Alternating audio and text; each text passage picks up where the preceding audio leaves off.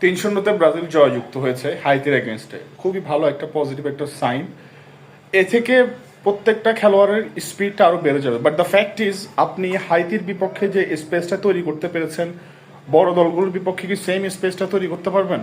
আমার কথা হচ্ছে, আপনি হয়তোবা এখন গ্রুপ স্টেজে হাইতির বিপক্ষে 3 গোল দিয়েছেন হাইতিকে, it's really good, it was really good performance, I would say, from my point of view. But the fact is, whenever you will face Japan, either Japan or Netherlands, what are you gonna do? Will you be able to make some spaces like you did during the match of Haiti?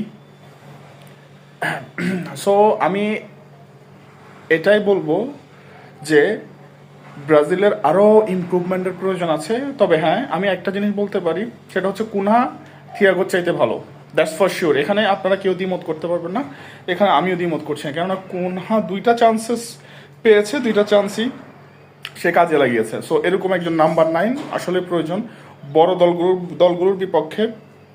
সে কীরকম করে সেটাই দেখার বিষয়। আজকেও Casemiro গত ম্যাচের চাইতে খুবই ভালো ছিল, কিন্তু আজকে ক্যাসিমিরো আহামরি যে পারফর্ম করেছে সেটা আমি বলবো না।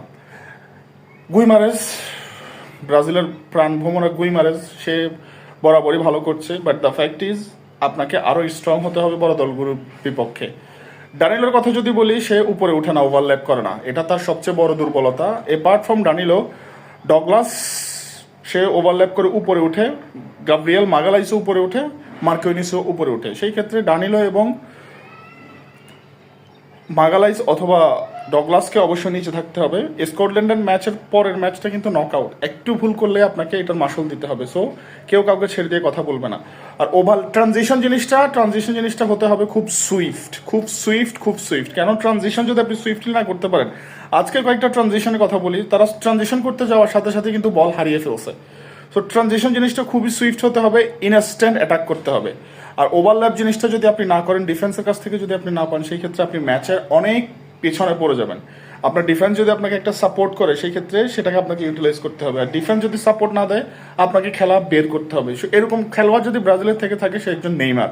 আশা করি নেইমার পরের ম্যাচে বা নকআউটে আমরা তাকে পুরোপুরিভাবে পাবো, কেননা নেইমারকে পাওয়াটা খুবই ইম্পর্টেন্ট। যেহেতু আমাদের রাইট ব্যাক এবং লেফট ব্যাক, হয়তোবা ডগলাস সান্তোস একটু উপরে উঠে, প্রায় সময় উপরে উঠে সে ভালো রিকভার করার ট্রাই করে। বাট দানিলোর ক্ষেত্রে সেটা আমি কখনোই দেখি না যে উপরে উঠতে। বাট মাঝে মাঝে উপরে উঠে দানিলো হচ্ছে লাইক ডিফেন্সিভ, সে অ্যাটাকে যেতে খুবই কম পছন্দ করে। সে ডিফেন্সটার স্পেসটা কমায়। একটা খেলোয়াড় যখন আপনাকে অ্যাটাকে যাবে, সে অবশ্যই লেফট বা রাইট দিয়ে আক্রমণ করার ট্রাই করবে।